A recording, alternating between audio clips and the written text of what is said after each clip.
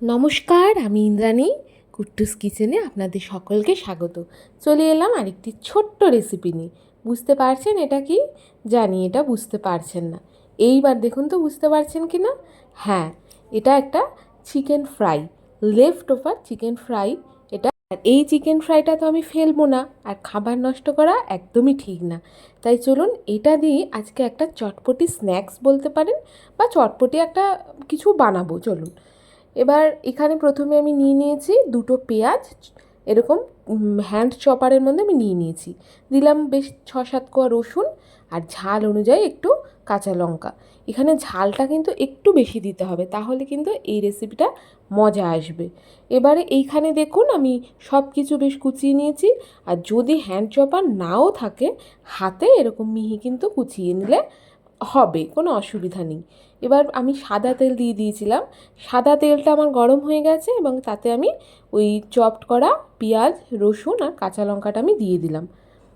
এবার এটাকে একটুখানি কিন্তু হাই আঁচেই ভাজতে হবে। এই রান্নাটা পুরোটাই হাই আঁচে হবে। এটা ভাজা হতে থাক, ততক্ষণে চলুন ফ্রাইড চিকেনগুলোকে আমি একটুখানি ছিঁড়ে নিয়েছি হাত দিয়ে।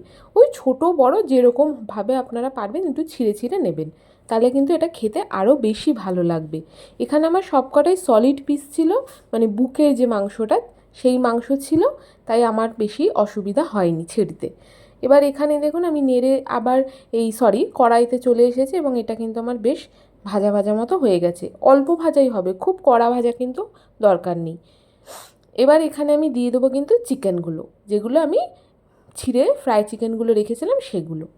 এবার এগুলো দিয়েও কিন্তু খুব ভালো মতো ওই সব কিছুর সঙ্গে একটু মিশিয়ে নেব। খাবার নষ্ট করা কিন্তু একদমই ঠিক কথা নয়, তাই এই চিকেনগুলোকে ডিপ ফ্রাই করে আর নিজের শরীরের কোনো ক্ষতি করবো না, তাই এরকমভাবে এটাকে একটু বানিয়ে নিলাম।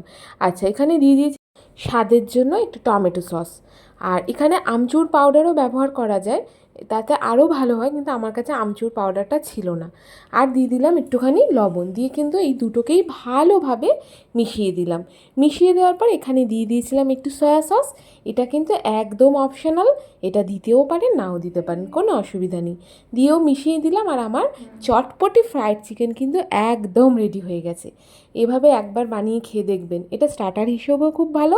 আমি কিন্তু রুটি দিয়ে খেয়েছি, সত্যি কথা খুব ভালো লেগেছে। একবার ট্রাই করে এটা দেখতে পারেন। তাহলে আজ এটুকুই, আসবো আরেকদিন অন্য আরেকটি রান্না নিয়ে। আজ তাহলে আসি, টাটা।